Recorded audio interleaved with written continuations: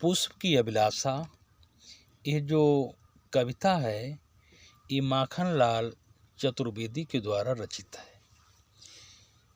इस कविता के माध्यम से कवि ये संदेश देना चाहते हैं, कवि ये बताना चाहते हैं कि राष्ट्रीय चेतना की गूंज में हमारे लिए त्याग, बलिदान और यहाँ तक कि समर्पण को भी भावना विद्यमान रहना चाहिए। यह हमें हर समय तत्पर रहना चाहिए। तो इन पंक्तियों में अर्थात इस पद्यांश के माध्यम से कवि ने यहाँ पर एक पुष्प की अभिलाषा को व्यक्त करके या अभिलाषा के माध्यम से अपने इन भावों को व्यक्त किया है, जो इस प्रकार है। कहते हैं कि चाय नहीं मैं स्वर वाला के गहनों में गूंथा जाऊं, चाय नहीं प्रेमी माला में बिध प्यारी को ललचाऊं, चाय नहीं सम्राटों की सब पर है हर डाला जाऊं, और चाय नहीं देवों के सिर पर चढ़ो भाग पर इठलाऊं, मुझे तोड़ लेना बनवाली उस पथ में देना तुम फेंक, मातृभूमि पर शीश चढ़ाने जिस पथ जावे वीर अनेक। कहते हैं यहाँ पर माखनलाल चतुर्वेदी जी कहते हैं कि पुष्प के मन में अन्य किसी प्रकार का सम्मान पाने की अभिलाषा नहीं है, ये इच्छा नहीं है। वो कहता है चाय नहीं मैं स्वरबाला की। स्वरबाला का अर्थ होता है, कह सकते हैं देव कन्या, यानी कहता चाय नहीं, यानी मेरी ये अभिलाषा, मेरी ये इच्छा नहीं है। पुष्प कहता है मेरी ये इच्छा नहीं है कि मैं स्वरबाला के, मैं किसी देव कन्या के गहनों में गूंथा जाऊं, कि आभूषणों में, गहनों का मतलब होता है आभूषणों में गूंथ कर सुख प्राप्त करूं, मेरी ये इच्छा बिल्कुल नहीं है। चाय नहीं प्रेमी माला में बिध प्यारी को ललचाऊं, मेरी ये भी इच्छा नहीं है किसी प्रेमी द्वारा अपनी प्रेमिका के लिए बनाई गई माला में बिंधकर प्रेमिका को आकर्षित करूं, मेरी ये भी इच्छा नहीं है।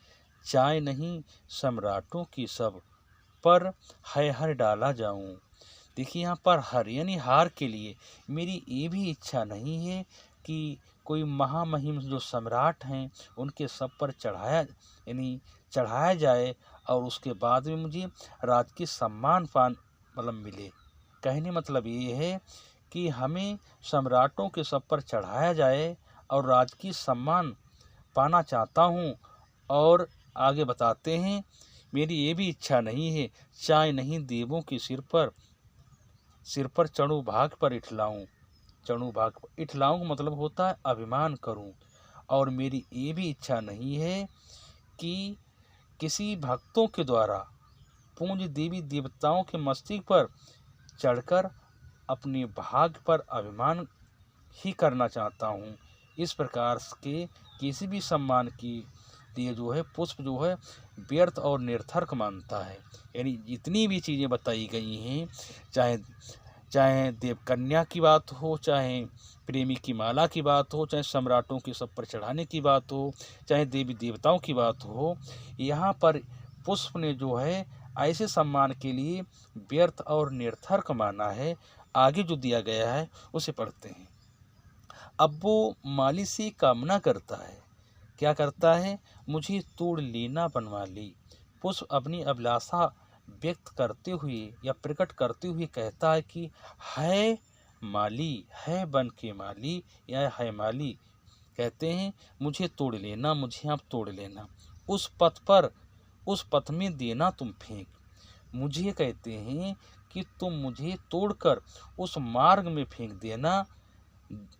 आगे दिया गया है मातृभूमि पर शीश चढ़ाने, अपने देश की रक्षा के लिए, अपने देश की सुरक्षा के लिए जिस मार्ग से होकर देश के जो वीर जवान हैं, टोलियां और जन्मभूमि की रक्षा के लिए, यानी अपनी मातृभूमि की रक्षा के लिए अपने प्राणों की आहुति देने के लिए जाएं।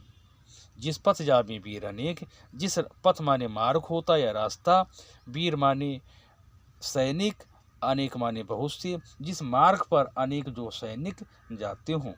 इसे इस तरह से कह सकते हैं कि जिस रास्ते से वीर जवानों की टोलियां अपनी जन्मभूमि की रक्षा के लिए अपने प्राणों की आहुति देने के लिए जाएं, इस प्रकार पुष्प बलिदान के मार्ग में स्वयं और अर्पित किए जाने में ही क्या है, सुख का अनुभव करता है।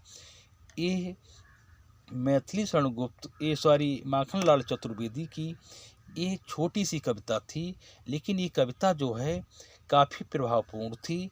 और यहाँ पर जो है एक जोश, एक कह सकते हैं साहस, एक उत्साह इस कविता के माध्यम से ये संचार भरते हैं कि हमें भी अपनी इच्छाओं को किस तरह से कहाँ पर कैसे व्यक्त करना चाहिए। तो ये कविता यहीं पर समाप्त होती है। जय हिंद, जय भारत।